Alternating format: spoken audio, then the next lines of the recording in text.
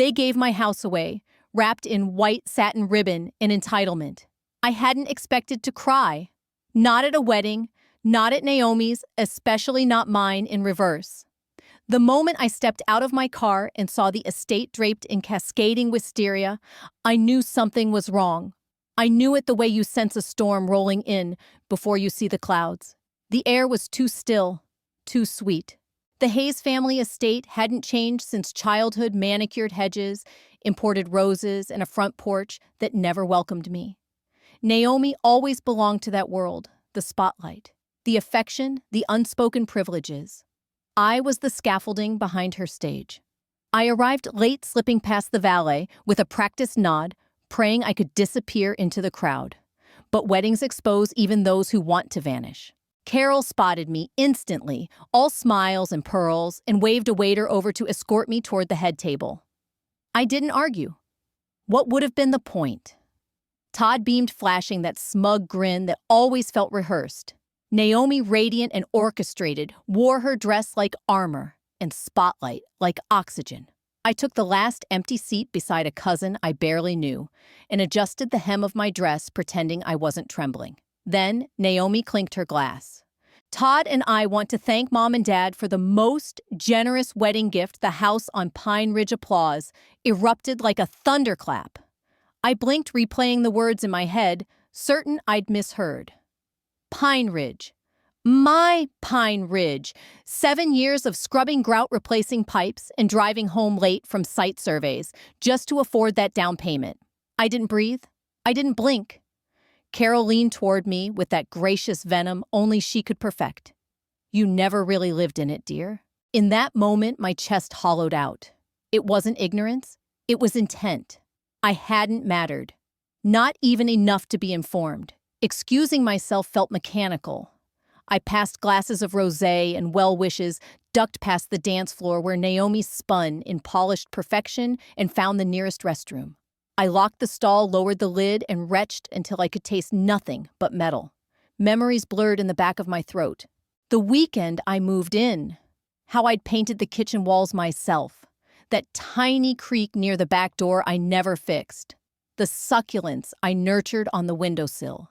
It was the only home I had ever truly chosen, paid for, claimed.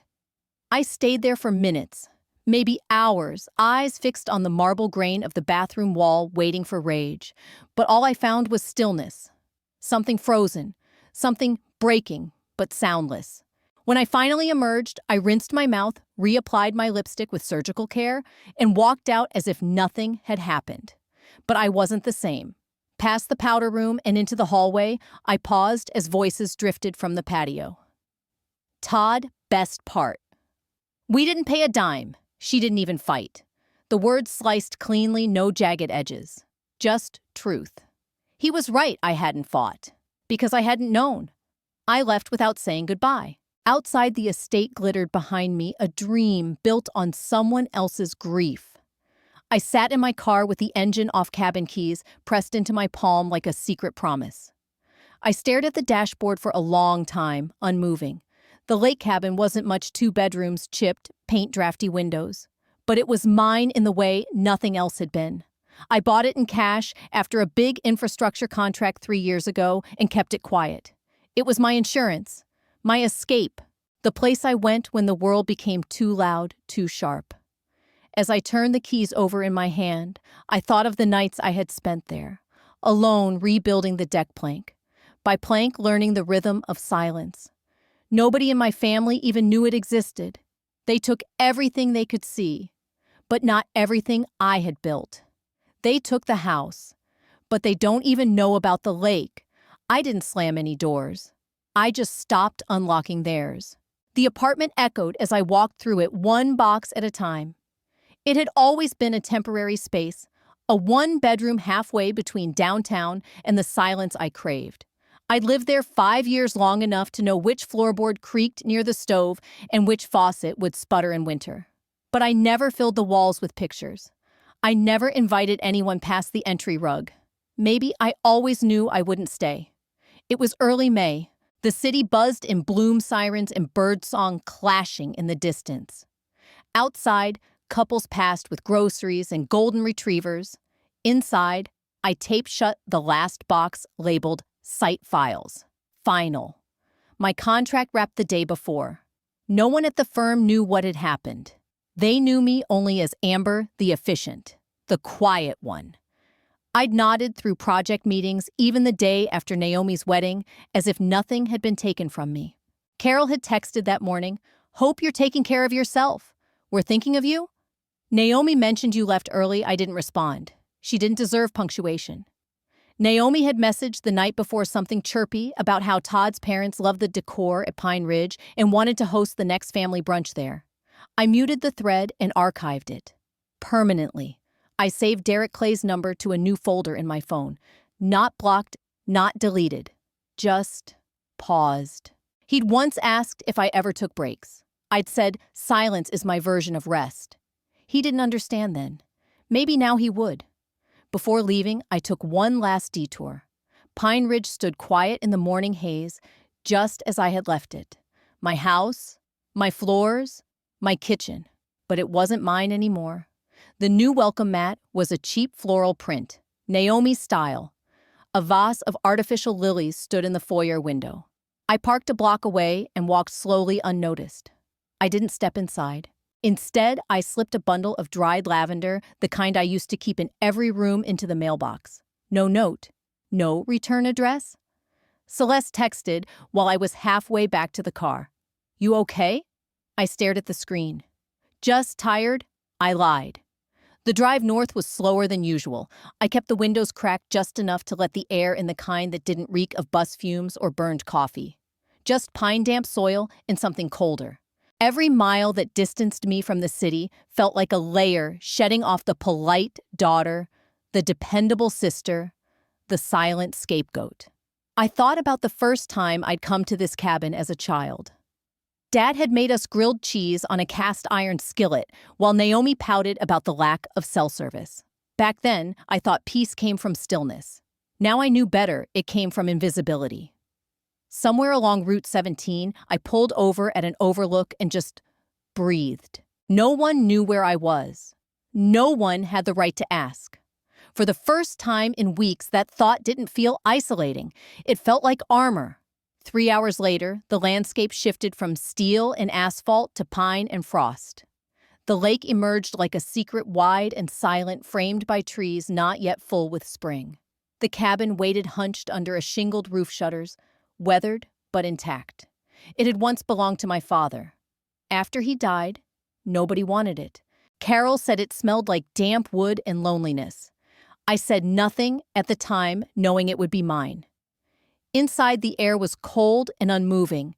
I turned on the heat, set my bags down without ceremony. The windows still stuck in their frames, but I managed to crack one open. Lake air rushed in cold, honest. There were no chandeliers, no wedding centerpieces, just the groan of wood, the ticking of an old wall clock, and a refrigerator that hummed like a heartbeat. I stood in the dark kitchen, hands braced against the counter. They took what I built. Let them try to find what I kept. Then a flash of headlights through the window. Too quick to place. Silence. Then a knock. The scent of Naomi's perfume didn't belong in my cabin. It hit me the moment I opened the car door, synthetic jasmine and sugar musk, too sweet for a place that smelled of pine and old timber. I froze halfway out of the driver's seat. Groceries still in the trunk as two men in matching polos carried a marble console table up the front steps. My front steps. A white SUV with a vanity plate that read, "Wed to Win," sat crooked in the gravel tires, biting into soil I'd raked clean just 3 days ago. I blinked, hoping I'd misread the scene. But there was Naomi, barefoot in yoga pants, hair pinned like she was posing for a spa brochure. "Didn't expect you so soon?" she said, squinting into the sun. I didn't answer. My hands stayed clenched around my car keys, metal digging crescents into my palm. I glanced at the delivery truck. The side read, "Prestige Interiors." A man inside unwrapped a velvet chaise. Todd emerged next, stretching like he'd just woken from a nap. "We figured you'd left it for good," he said, grinning. I stepped forward slowly, each movement deliberate. "What are you doing here?" "Oh, Mom said the place was just sitting unused, Naomi said breezily. She told us you were heading to Portland for a new job. We thought we'd make use of it for the summer. You thought I echoed. Todd chuckled. Hey, it's not like it was locked. You never even changed the code. You should really look into that. Before I could reply, Carol stepped onto the porch with 2 wine glasses and a bottle of Pinot Grigio I recognized from my own cabinet. It's just temporary, honey, she said. You never even brought friends up here. We figured you were done with it. Done with it? The words buzzed in my ear like a swarm. My feet moved on autopilot as I climbed the porch steps and stepped inside. The living room had changed. My bookshelves were gone, replaced with abstract gold sculptures. The old plaid couch I'd inherited from Dad was nowhere to be seen. In its place, cream leather and a faux fur throw, already shedding. In the kitchen, the ceramic jars labeled tea and coffee were gone, the spice rack alphabetized. My cast iron pan rusted, but seasoned with memory, nowhere in sight. Naomi followed me in, sipping her wine. I did a little refreshing. Hope that's okay? I opened the hall closet. Dad's hunting jacket, waxed canvas elbow patches worn through smelling faintly of cedar, was crumpled in a black trash bag by the door. Naomi laughed softly behind me. You can stay in the guest room, just don't make it awkward. I moved through the hallway as if underwater, each step more surreal than the last. This house, my house, had once been defined by quiet. It had absorbed my solitude, kept it safe between its walls. Now it echoed with someone else's laugh, someone else's taste, in throw pillows and wine. In the guest room, I found boxes marked N&T linens stacked beside the closet. Naomi had unpacked. Todd's loafers sat beneath the bed frame like anchors. They weren't just staying, they were nesting. I passed the window that used to hold the sun just right at 5 p.m., where I once watched the lake shimmer after long days. I had hung sheer curtains there. They were gone now, replaced with blackout drapes, as if light itself had become too much. In the bathroom, my toothbrush had been tossed. A rose gold electric one hummed on the counter. Even the scent had changed. Gone was the lavender soap I kept in glass dispensers, replaced by a sterile citrus brand that made the air feel unfamiliar. My throat tightened. Not from sadness, from recognition. This wasn't just carelessness. This was a statement. Back outside, I circled the cabin, noting details. The trash bins were full mine. My tools were gone from the shed. The garden I'd started last spring was trampled seedlings uprooted. Ownership isn't in the papers. It's in who has the keys. Dad's voice rang in my mind like a struck bell. He'd said that the summer I turned 16 after fixing the porch railing with him. I remember the way his hands moved steady, methodical, like he was building something permanent. Well, I still had the original deed. I still had the email trail of his will. I still had photos of every shelf, every drawer. I still had my key. What they had was trespassing dressed in confidence. And confidence could be dismantled. I walked outside the sunlight, sharper than before. The delivery crew gave me a nod as they passed. I said nothing. I reached into my glove box and pulled out my phone. Snapped a single photo porch truck, the faux fur blanket visible through the window, titled Trespass Notice. Draft 1. If they wanted to use my cabin for content, I'd make sure the internet remembered whose name was on the deed. The irony stung more than I'd anticipated. I hadn't planned to look, hadn't even planned to care, but the algorithm served it to me anyway. There she was. Naomi Hayes, standing barefoot in front of my lake, filtered sunlight behind her, chirping to nearly 90,000 followers about intentional living and minimalist escapes. This cabin's been in the family for generations, she said, panning over the pine deck. My sister and I used to come here when we were kids.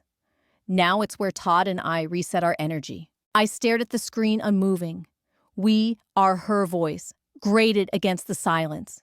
She was wearing my flannel, the red one I kept for winter, rolled at the sleeves like she'd earned its wear.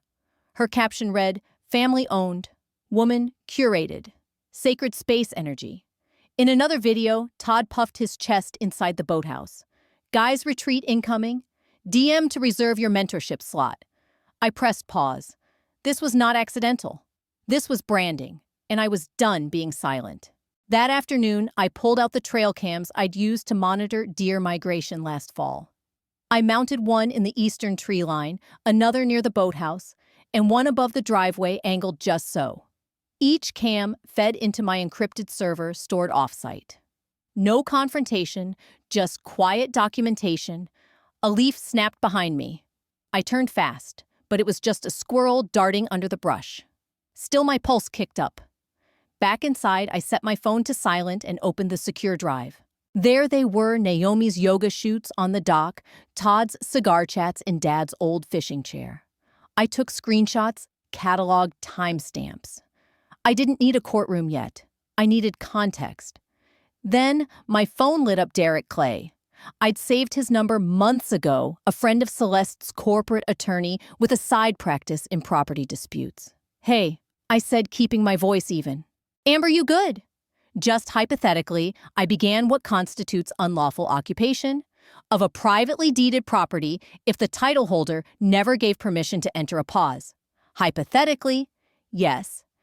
If the occupant has no lease, no written permission, and wasn't gifted or sold the property, they're trespassing. Period. You have the title framed on the wall. He chuckled. Then you've got leverage. Want me to draft a notice? Not yet, I said. I'm building a timeline. Later that evening, I took a slow walk across the front lawn. The video I filmed was simple me moving barefoot across the grass, pausing to touch the carved initials in the birch tree. A quiet close-up of the brass deed plaque I'd mounted in the entryway property of Amber L. Hayes. Inherited 2020. No voiceover, no music. Just natural wind and bird song. I posted it on my dormant TikTok with a caption, "Imagine your sanctuary stolen by blood." I expected maybe a few dozen views. By midnight, it had 27,000. By morning, 1.2 million. The comments rolled in, strangers tagging legal advice accounts users, saying sue them, others asking for updates. I said nothing. I let the silence do the work. Then came the one I was waiting for. Naomi. Under the post, she wrote, "This isn't your aesthetic, Amber. Stay out of it." I didn't ask for a seat at their table. I brought my own and folded it quietly when they mocked me. The diner was half empty, humming with the soft clink of silverware and the occasional hiss from the griddle behind the counter. I sat in a booth by the window, sunlight catching in my water glass. I didn't order anything beyond coffee, though the scent of frying bacon tempted me. My stomach had been unreliable lately. Celeste walked in, wearing a vintage denim jacket and a look that said she hadn't slept much either. She slid into the booth across from me and placed a manila envelope on the table like it weighed more than paper should. "I thought you should see this," she said. I stared at it for a second before reaching. The seal was unbroken. The postmark read June 2007. My breath hitched. I knew the address before I read it, the admissions office at Harrington University. My name typed neatly. My future unopened. I found it in Mom's attic. Celeste added, voice low, tucked into a shoebox of old Christmas cards. She never mailed it. The flap tore easily under my thumb. The paper inside had yellowed slightly, but the message was clear. "Dear Miss Hayes, we are pleased to inform you of your acceptance to Harrington University with a full academic scholarship." The rest blurred. I blinked, trying to focus. Tried to stop the sudden roar in my ears. 16 years ago, I waited by the mailbox every day for a letter I never thought came. Carol had told me nothing arrived. She'd looked me in the eye, hand on her hip, and said maybe I'd set my sights too high. Back then, I believed her. The flashback rushed in me at 17, curled on the bedroom carpet, holding my rejection to the state college like it was the final nail. I'd cried for hours, then decided maybe engineering school was too much for someone like me. Now the truth sat in my hands. Celeste's voice broke the silence. She said you'd forget your roots. If you left... I laughed, short and bitter. She meant I might grow new ones. Celeste gave a sad smile and sipped her lemonade. I read the letter again, slower this time. The words didn't sting as much on the second pass, they just felt foreign, like they belonged to someone who had the luxury of being chosen, of going somewhere new. I tried to imagine who I might have been if I'd walked the tree-lined paths of Harrington. Maybe a little less cautious, a little more certain. But I wasn't her. I was the woman sitting in a cracked vinyl booth with coffee gone cold and a cabin stolen out from under her. I folded the letter along its original crease, tucked it into my journal, and slid both back into my bag. I didn't cry until I felt the weight settle. And even then, it was brief. A single tear that hit the edge of the napkin holder before I wiped it away with the sleeve of my jacket. The waitress passed by, paused, and squinted. "Sorry," she said, "but are you the woman from that lake house video, the one with the deed?" I offered a polite smile. "Maybe." She nodded. "Good luck, honey. People are rooting for you." I nodded back, though I didn't believe her. Not yet. When she walked away, I turned to Celeste. "Can you do me a favor?" "Of course. Can you get me a copy of the original cabin deed from Grandpa's estate file? They called it a family legacy. I called it a spreadsheet of erasure." The county records office hadn't changed in 20 years. The carpet still smelled like toner and desperation, and the clerk behind the plexiglass divider looked like she'd been laminated with it. I gave her the name Celeste Monroe and an ID Celeste had lent me just in case anyone recognized the real me. It was safer this way. Quiet. The clerk handed me a beige folder thicker than expected. Grandpa's estate. Every transaction tax filing amendment preserved like brittle leaves. I took it to a side table and slipped on gloves from the dispenser. Not for sentiment, for clarity. I flipped past the bulk of old farm plots and irrelevant pages until I saw it. Parcel 12B. Lake Easement Plu Cabin. Dated June 15th, 2017. A notarized document bearing my name in sharp, deliberate strokes. Exclusive ownership granted to Amber Hayes. No reversion rights. My breath caught. I read it twice, then a third time, scanning for any loophole. None. It was real, legal, and it had been buried. Next to the deed was a typed letter from my father to the county clerk referencing his daughter Amber as the rightful steward of the cabin per his wishes. It was dated 2 weeks before his final surgery. I scanned everything using a portable app naming the files after obscure bird species camouflage. I saved the documents to cloud storage, a password-protected flash drive, and a printed copy mailed to Derek, just in case. Later that evening, I sat on Celeste's couch, the folder between us. He told me not to say anything. She said, pouring wine into mugs, because neither of us wanted to use real glasses. Said your mom would make a scene, that she'd accuse him of playing favorites. She already did, I muttered. Just not to my face. Celeste looked guilty. She told my dad it was better to let Naomi believe she'd get it all. Said you'd be too focused on work to care about lake property. I didn't respond. I just pulled out my laptop, uploaded the scans to a secure folder titled Ledger, and hit send to Derek with a short message. Confirm validity. Preparing next step. Then I sealed an envelope addressed to myself inside it, the printed deed and a time-stamped affidavit I'd written, just in case anything suddenly went missing. The weight in my chest wasn't anger this time. It was precision. The lights in the records office buzzed overhead, that faint fluorescent hum that made even facts feel like fiction. My fingers trembled slightly as I flipped another page, not from fear, but from recognition. This cabin had always been mine, not in the way people claim inheritance, but in the way you recognize your own breath on a cold morning. It belonged to me because I remembered how Dad taught me to bait a line off that dock, how he wrapped my hands around a hammer the summer we fixed the porch. Carol had never come up here unless there were guests to impress. Back at Celeste's, the room felt dim, despite the lit candles she scattered around the bookshelf. I could see a framed photo of us at age 9 holding popsicles on Grandma's porch. Even then, Naomi was missing from the frame, probably off twirling in front of someone's camera. "Did your dad ever question it?" I asked softly. Celeste shook her head. He said Carol had a way of making guilt sound like reason. He thought he was doing you a favor, avoiding drama. I laughed bitter and low.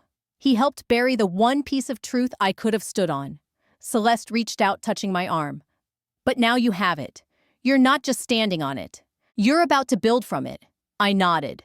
Not with vengeance, with blueprint precision, like drafting a new load-bearing wall where the old one had quietly rotted.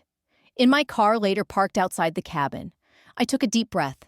The windows reflected back someone I barely recognized. Quieter, leaner, sharper. I whispered to no one. They think the internet's their playground. But I've got something older, stronger. I opened the glove box and slid in the flash drive tucked beside my grandfather's old compass. Let them film. Let them post. Let them go viral. I'm going legal. Some people break glass in anger. I boil water in it and serve it cold. The air that morning was steeped in mist and silence. I set the kettle on low and arranged the glass teapot on the porch table, its curves catching the pale sunlight like something sacred. It had sat on Carol's dining shelf for years, labeled family heirloom, dusted by Naomi, as if it were relic. I remembered buying it with my first paycheck fresh out of college, still soft around the edges. Carol had dismissed it as too fragile. Naomi took it after I moved out, said it matched her aesthetic. It matched mine first. I filmed slowly, no captions, no commentary at first. Just the sound of wind rustling through the pines and the faint hiss of water beginning to boil. I panned across the porch, pausing at the worn Adirondack chairs, the creaking swing Dad had built, the soft plaid blanket folded neatly at the edge. I lingered on the teapot last. Set it dead center in frame, pressed record on the voiceover. Sometimes I said quietly, what they call inheritance is just theft with lace curtains. 30 seconds, no hashtags, no call to action. I posted it and walked inside. By lunch, the video had over 400,000 views. By dinner, 1 million. The comments came like rain, sudden, persistent from every corner. You're her sister. This is heartbreaking. Tag the thief. This feels deliberate. Celeste texted, "Are you reading the thread under the teapot?" I wasn't. I didn't need to. The response wasn't the point. The point was control. That afternoon, I walked to the mailbox. Nestled inside were 2 manila envelopes. One, I sent myself a sealed copy of the deed and estate transfer. The other was addressed to Naomi and Todd from Derek's office, a cease and desist order effective immediately, citing unlawful occupation and unauthorized use of private property in commercial content. I tucked both under my arm and stepped back inside. The kettle whistled. The glass trembled faintly. By nightfall, Naomi went live. Tears welled in her eyes, perfectly balanced under studio lighting. I never expected this from my own sister. She began, her voice breaking at the syllables. I just wanted us to share what we had to preserve it. She's always been distant. You guys don't know how cruel she can be. Her followers exploded. Support, sympathy, and then questions. A few comments stood out even as I scrolled past. If it's hers, why didn't she say anything until now? Wait, she posted the deed. She seems calm. Too calm to be lying. It was working. Not to convince everyone, just enough. Doubt didn't need to be a wave. A ripple would do. I texted Derek any word. His reply came quick. Their lawyer just asked for proof. I think they're panicking. I set my phone down next to the teapot, now cool to the touch. It gleamed beneath the moonlight, delicate yet firm. It had survived moves, arguments, heat. So had I. Then my phone buzzed again, a different tone this time. A notification from the real estate app I use to monitor local listings. Property, suspended investigation underway.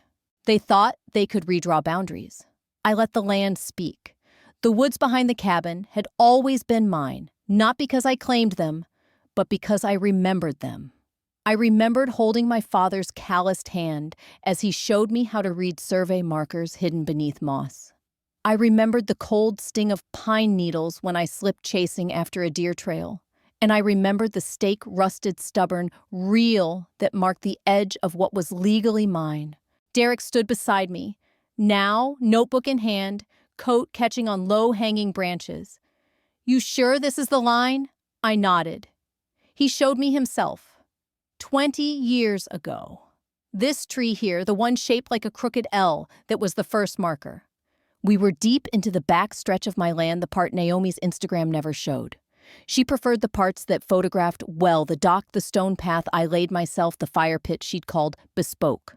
But this was the truth, wild, uneven, and rooted in memory. The private surveyor arrived just after noon, late but apologetic. He brought gear, a handheld GPS unit, boundary pins, a camera with timestamp functions. He also brought paperwork, and those, unlike my memories, were indisputable. Naomi had built a decorative fence that sliced through the north lot line like a careless cut across parchment. At first glance, it looked whimsical, even tasteful. But to anyone with a tape measure and a legal lens, it was an invasion. "She's crossed nearly 3 feet into your parcel," the surveyor said, frowning. "That's not an accident." Derek took a photo and handed me his phone. "That's enough to file." But I wasn't finished. Not yet. I returned to the cabin and pulled up Naomi's latest videos, pastel filters, ambient music, restorative mornings at our lakeside family cabin. The bench she meditated on was over the line. The herb garden she posed beside was on my soil. And the deck, the deck wasn't even part of the original structure. It was an addition, built illegally, each detail layered like sediment evidence settling into place. Derek sat at my kitchen table, spreading documents across the wood. "We're not just proving she's trespassing. We're proving she knew and chose to do it anyway." I zoomed in on a clip of her walking the fence with a mason jar of kombucha. She even called it our custom fence. "I didn't build it. I never approved it." "Then it's time," Derek said. "We'll submit for an injunction first thing Monday. I'll draft it tonight." I stared out the window as the sun dropped behind the ridge, lighting the lake in fire and glass. I wanted to believe it was over, that facts and signatures could settle things. But I knew better. Naomi never backed down. She pivoted, spun, twisted. And Carol. She denied, deflected, and smiled like none of it had happened. That night, I gathered every piece of evidence, the deed, the timestamps, the footage.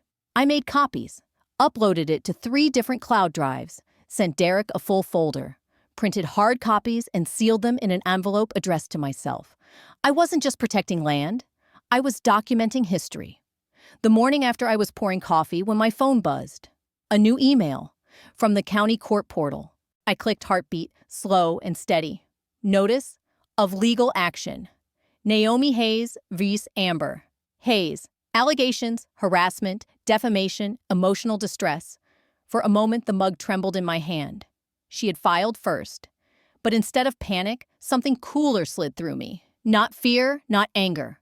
Calculation. I opened my front door.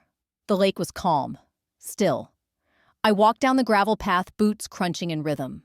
At the edge of the woods, I knelt and touched the marker again, the one Dad showed me, the one no one could move without it noticing. Let the trees be witnesses. Let the truth be louder than performance. Let the land speak. They sued me for speaking. I answered in writing. Derek placed the manila envelope on the table between us, his fingers tapping lightly on its sealed edge. He didn't speak right away. The silence in his office was broken only by the distant hum of an old ceiling vent and the occasional shuffle of papers from the assistant outside. Then he leaned forward. "She's suing you for defamation, emotional distress, and claimed financial harm," he said, voice flat. "Apparently your videos have cost her potential sponsors." I kept my eyes on the envelope. "Potential," I echoed. "Not actual. No signed contracts, no amounts named. It's built entirely on online perception." I let out a breath, slow and deliberate. "They weaponized a housewarming. I'm just responding in kind." We reviewed every line of Naomi's claim. Her legal team, likely paid for by Carol or Todd's father, had built their case on curated screenshots and exaggerated timelines. In their version, I was a jealous recluse, disrupting their attempt at building a family legacy. There was no mention of the deed, no acknowledgement that I owned the land beneath their borrowed dreams. Derek handed me a slim folder labeled Counterclaim, neatly tabbed, meticulously referenced. My name, Amber Hayes, was typed clean and bold on the front page. I scanned the first paragraph. This counterclaim outlines documented instances of unlawful occupation, deliberate misrepresentation of ownership, and reputational damage resulting from a prolonged social and personal campaign by Naomi Hayes and Todd Whitman. Every sentence was ice-cold precision. Deed copies, GPS-tagged photos, video footage, screenshots of Naomi's influencer content filmed without consent. Derek had even included witness testimony from the surveyor and notarized timelines from Celeste. Nothing screamed, everything cut. "We'll file for a temporary restraining order today," Derek added. "Preemptive, just in case they escalate." The courthouse clerk, a young woman with a streak of pink in her hair, took the folder from me with polite detachment. Her eyes flicked briefly to my name and then back to the computer screen. She didn't ask questions, but I caught the flicker in her expression. The silent recognition from someone who had likely seen one of Naomi's viral sob stories. "Date stamped," she said. "You'll receive confirmation by email within the hour." That evening, I watched Naomi's newest post. Her eyes were red lashes, wet voice trembling. I never imagined my own sister would go this far. I'm trying to live my life." The video showed their partially unpacked boxes, her curled up in a cashmere throw. Todd loomed in the background, arms crossed, expression tight. They made it look like I was evicting 2 orphans instead of confronting trespassers. But internet sympathy is fickle.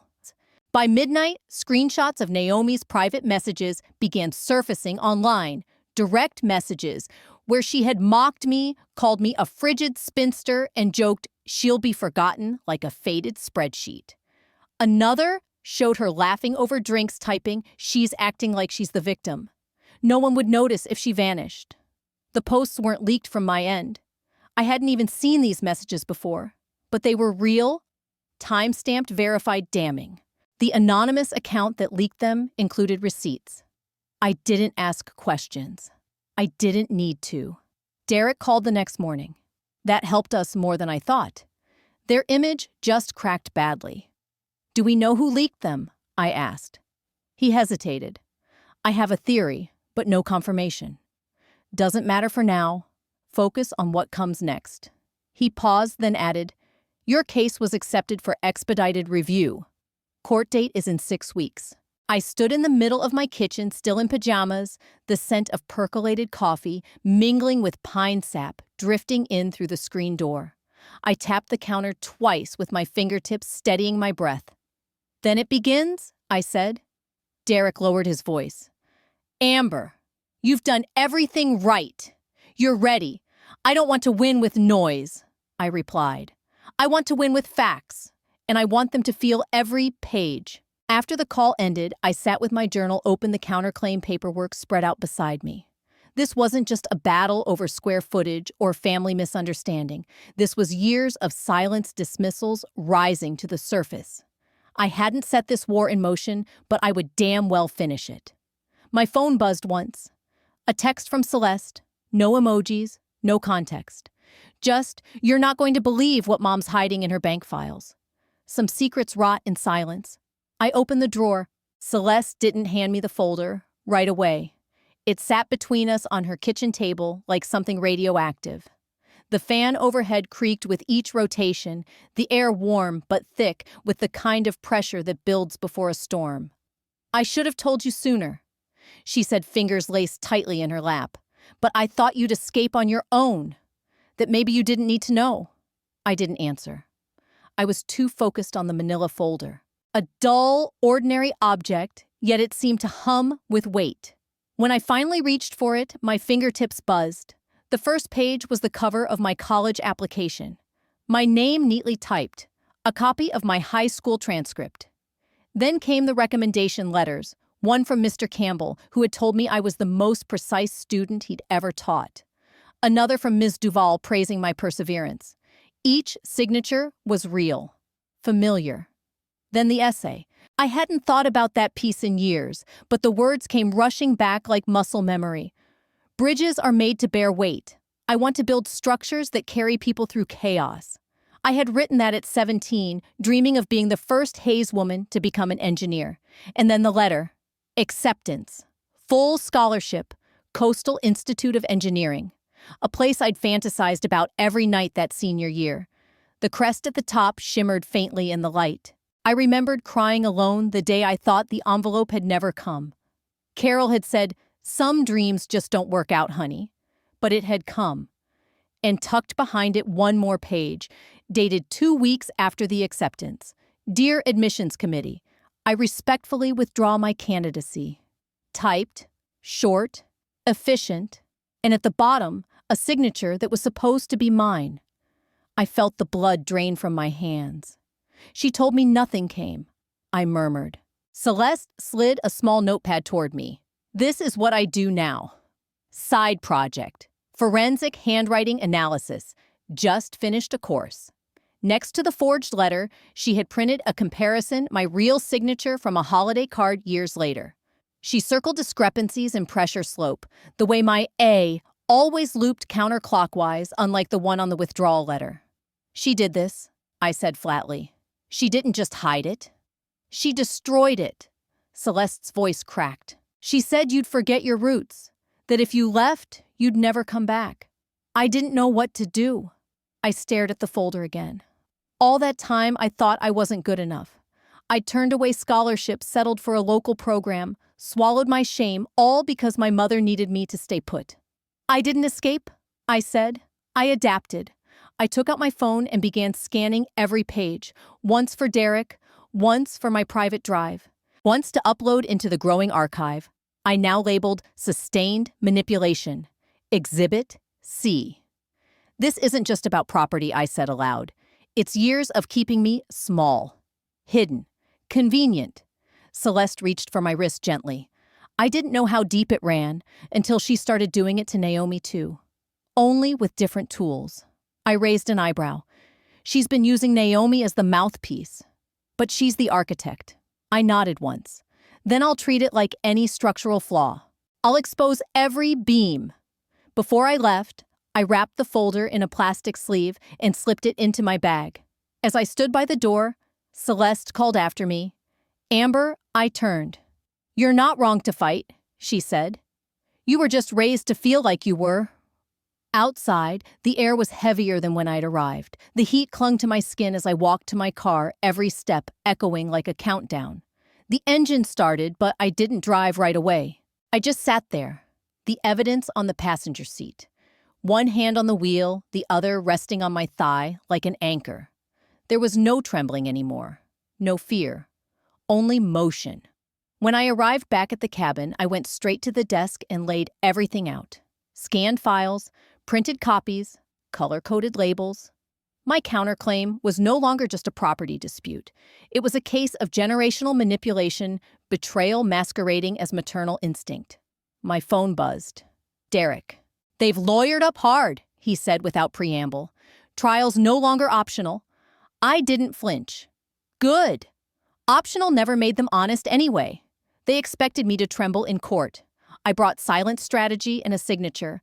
The courthouse smelled like printer toner and nerves. The walls were the same color as unbuttered toast, and the fluorescent lights made everything feel more exposed. I walked in, wearing slate gray hair, pulled back lips bare. Beside me, Derek adjusted his tie, not out of nerves, but calculation. Naomi was already seated at the opposite table, flanked by her attorney and Todd, who looked like he'd worn the wrong suit to the wrong war. Carol sat in the row behind them. She clutched a beige handbag that matched her expression, unreadable, polished, and cold. She didn't look at me once, not even as I passed within arm's reach. I didn't expect her to. That kind of guilt needs a crutch, and hers had always been denial. The judge entered a woman in her 50s with sharp glasses and a sharper voice. "Let's begin." Naomi's lawyer was a woman named Dana Ellison, all charm with a streak of venom beneath. "Your Honor, my client is suffering tremendous emotional distress. Her privacy was invaded, her livelihood impacted by defamatory social media posts, and she has endured a smear campaign orchestrated by her own sister. This has caused reputational harm, business losses, and psychological trauma." Naomi dabbed her eyes with a monogram tissue. She wore ivory today, as if purity could be faked in fabric. Derek stood slowly. "Your Honor, May we present Exhibit A? He held up a set of neatly tabbed documents. These include the original property deed signed by the late Raymond Hayes, verified by the county registrar. They confirm sole ownership of the Pine Ridge cabin by Amber Hayes. I remained still, hands folded in my lap. Every breath was measured. Every blink was intentional. He continued. Exhibit B contains timestamps and geotagged content from the plaintiff's social media accounts showing deliberate misrepresentation of the cabin as her own. And Exhibit C includes a cease and desist notice delivered before any litigation began, which was ignored. Naomi leaned in to whisper something to Dana. Her voice, though hushed, carried. She's twisting everything. The judge looked up sharply. Ms. Whitman, you'll remain silent while counsel is speaking. Todd shifted uncomfortably. Carol stared down at her lap like the floor might offer better company than the truth. Your Honor, Dana returned. We question the authenticity of these deeds. It's one thing to claim a document, quite another to prove it wasn't manipulated or forged. Derek didn't flinch. We welcome forensic examination. In fact, we've already begun one. He handed over a sealed envelope to the clerk. Naomi's eyes narrowed. I recognized the look, not fear exactly, but realization. She had expected noise. Instead, we brought facts. No shouting. No drama. Just paper. The judge nodded. Ms. Hayes, she said, turning to me, do you have anything to say? I stood slowly. Just this. I didn't steal anything. I protected what was already mine. I tried silence. I tried distance. All that remained was documentation. The judge made a note. Motion to dismiss the defendant's countersuit is denied. This case will proceed in full. We'll set a trial date and move to discovery. Naomi's face twisted, then stilled. Her tears dried instantly. As court adjourned, she stood abruptly, knocking over her chair.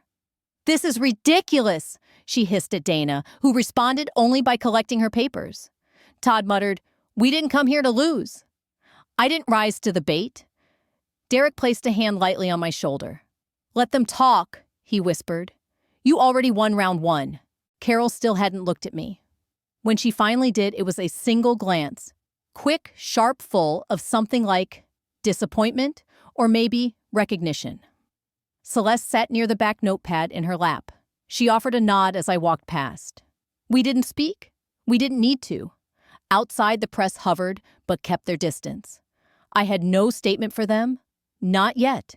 The truth didn't need a soundbite. Climbing into Derek's car, I exhaled for the first time in hours. My fingers trembled, not from fear, but from the aftershock of restraint. I had kept my promise to myself, no dramatics, no breakdowns, no playing into their expectations. Derek buckled in, then leaned closer. We just cracked the ice. Now, we flood. They fed on lies for years. Now, I'm serving truth bitter and undeniable. The wind off the lake had turned colder by mid-September, crisp enough to sting if you stood outside too long without a coat. I stood in my kitchen anyway. The screen door cracked open, steam curling from my mug of chamomile. The cabin was still no cameras running, no staged quiet luxury moments for Naomi's feed. Just truth. Unfiltered and a little unforgiving. Celeste arrived just past 10, hair in a ponytail, cheeks flushed from the drive. She didn't knock. We were past knocking. She handed me her phone screen, already open to the voice memo app. You might want to sit down, she said. I didn't. The recording clicked on with a bit of static. Then Todd's voice clearer than I expected. Laughing, smug. She doesn't even know. I told Carol to handle the power of attorney mess, get it signed, before Amber caught wind. Between that and the cabin flip, we'll be set before the year's out. A pause. Then more. Honestly, Naomi's too busy with the filters and hashtags to realize we're pulling strings. My hand tightened around the mug until I felt the ceramic strain. Celeste whispered. He left it on my voicemail, by accident. Meant to send it to someone else. I didn't ask who. It didn't matter. Derek's voice over speaker hours later was firm but restrained. We'll file this immediately. Chain of custody starts with Celeste. I'll timestamp and notarize. He didn't ask if I was okay. He knew better. I wasn't aiming for okay, I was aiming for proof. By noon, we stood in the courthouse document room, fluorescent lights humming overhead, air dry and thick with the scent of dust and records no one wanted to revisit. The clerk mid-40s. Curious eyes helped us retrieve the archive boxes marked under Carol Hayes. Inside in a red file labeled medical and financial, we found it. A printed PDF of a power of attorney form. Carol's signature looked clean, deliberate. Naomi's was next to it. But mine wasn't there. Not really. Compare it, Derek said, handing me a sheet I'd signed weeks ago. The loops didn't match, the slant was off, and my name, Amber Elaine Hayes, was misspelled. I didn't smile, not yet. But my lungs expanded, and for the first time in days, the weight on my ribs lifted. Forgery, I whispered. Derek nodded. We'll bring in the handwriting expert. Chain of custody again. This goes straight to the judge. By the time we returned to court, the tide had shifted. Naomi walked in, wearing black like she was attending a funeral. Perhaps she was just not the one she thought. Todd didn't show. Carol sat stiffly beside Naomi, fingers clenched around a rosary she never used unless she needed to look pious. Judge Ellison didn't waste time. New evidence has been submitted. Preliminary review indicates a fraudulent power of attorney and coordinated misinformation. Exhibit A, the recording. Exhibit B, forged signature analysis. Exhibit C, timeline of property access without consent. Naomi whispered something to her attorney, but Dana only stared straight ahead. The judge continued. Preliminary ruling sole ownership of the Pine Ridge cabin is confirmed to Amber Hayes. Further trial proceedings will determine appropriate damages and restitution. The words didn't echo. They landed. Final. Unshakable. I didn't react. No smile. No tears. Just breath. Deep and slow. But Naomi did. She shot up from her chair, like it burned her voice cracking. You think this makes you better? You think a cabin and a bunch of signatures mean anything? Her hands trembled. Dad never loved you anyway. Gasps echoed around the courtroom. Even Carol blinked, not in shock, but in embarrassment. That kind of outburst was never part of her plan. The judge banged the gavel. Ms. Whitman, control yourself or be removed. Naomi sat down hard, as if the wind had left her entirely. She stared at me like she had never seen me before. Maybe she hadn't. Maybe none of them had. Derek leaned over and murmured, "We file for damages next." I nodded, voice steady. Let's serve it cold. When a house falls, it doesn't scream.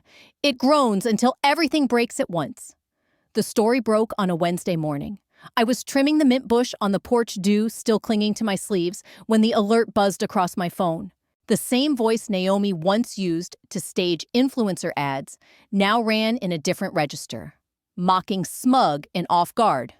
Todd's voice caught in that now viral audio, laughing about how easy Carol was to string along, had hit the press like a hammer to a stained glass window. I told her it was just paperwork. She bought the whole damn thing. I mean, come on, power of attorney for a lake shack. It played again on the local station, the news anchor's voice tight with restraint. In newly surfaced audio, Todd Whitman can be heard implying deliberate manipulation of Carol Hayes, Amber Hayes' mother. Public backlash continues to mount. By afternoon, Naomi's sponsors had begun their quiet exodus. First, the tea brand scrubbed their homepage. Then, the skincare company. By evening, even the local boutique that once hosted her wellness pop-up had issued a statement. We were unaware of ongoing legal disputes and no longer support Naomi Hayes' platform. I watched it all unfold from the same chair my father used to nap in on late autumn afternoons. The cabin once occupied without my consent had returned to its rightful stillness. I didn't cheer. I didn't even smile. I just kept the kettle warm. Rumors swirled about Todd, that he'd left town, that his accounts were frozen thanks to Derek's filing the week before, that he'd been caught trying to transfer money into crypto wallets under a different name. I didn't chase the details. Some truths reveal themselves better when left unattended. Carol, however, was impossible to ignore. According to Celeste, and later confirmed by a neighbor's group chat, I'd been added to anonymously. Carol had been ousted from her long-standing book club after a heated argument over the media scandal. She claimed betrayal. They claimed embarrassment. The club president said Carol tried to hand out a printed defense speech stapled at the corners. I raised both my daughters with equal love, she reportedly wrote. I didn't bother responding. The statement wasn't addressed to me. Late that Friday evening, as the clouds rolled in and the lake stilled under a sheet of silver sky, I heard gravel crunching up the drive. No headlights this time, just the slow roll of tired wheels. I stayed seated until the knock came. Soft. Uneven. Naomi. Mascara smudged hair messy in a way that wasn't curated, she stood with one heel in her hand and the other still on. Her breath smelled like wine and bitterness. I didn't know where else to go, she slurred. I didn't open the door all the way. She leaned against the frame. I messed up. I know. But we're sisters, Amber. Isn't that supposed to mean something? Her voice cracked. Mom's lost it.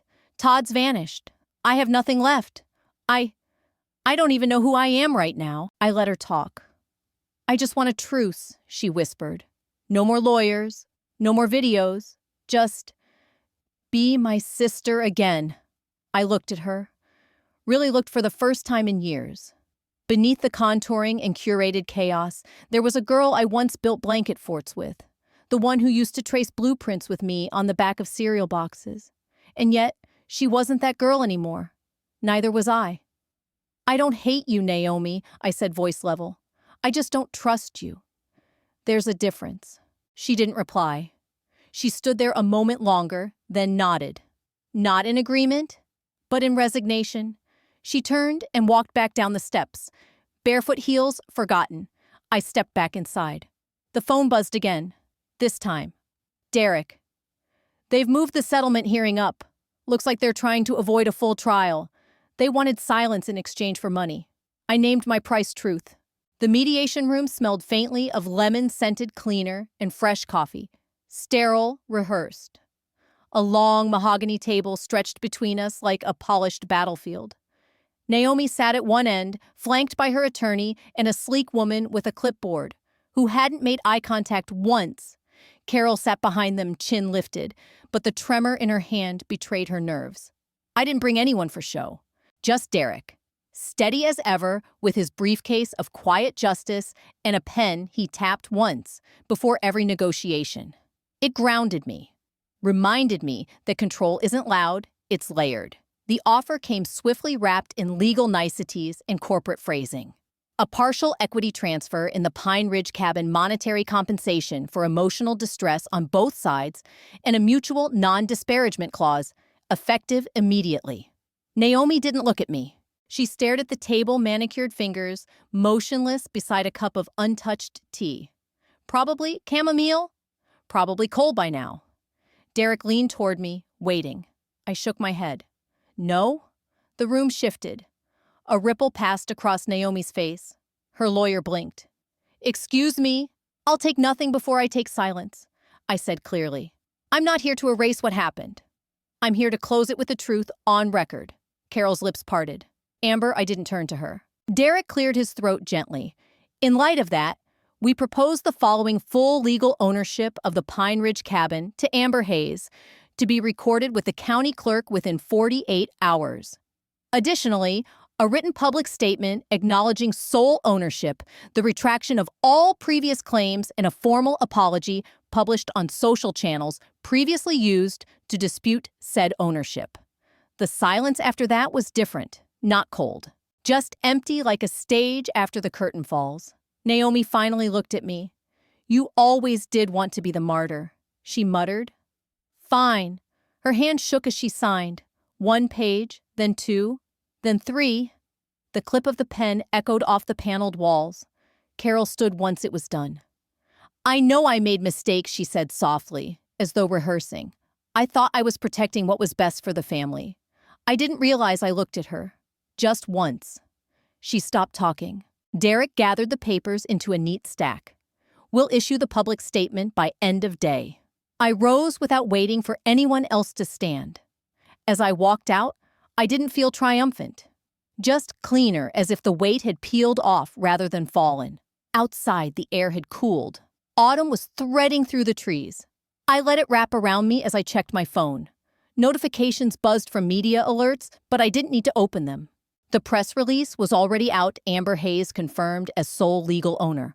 All claims retracted by opposing party. I scrolled once, then locked the screen. Peace doesn't need fanfare. I drove back to the cabin with the windows cracked, letting the wind tangle through the quiet. The porch light was still on. I'd left it burning that morning without thinking. Just as I stepped onto the deck, my phone lit up again. Derek, one last thing. Check the mailbox at the cabin. They once erased me with silence. I answered with a signature. The sun hadn't yet cleared the tree line when I stepped onto the porch, journal in hand, fingers curled around the spine like it might vanish if I let go. The boards creaked under my slippers, a sound I'd come to love, like the cabin exhaling as it stretched awake. The lake was still smooth as polished slate, the mist folding back like a curtain opening for the final act. I didn't hesitate this time.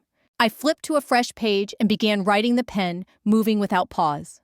The words had been forming for weeks, not in anger, not in bitterness, but in something quieter, something final. Dear Naomi, I don't hate you. I just won't lose myself for you again.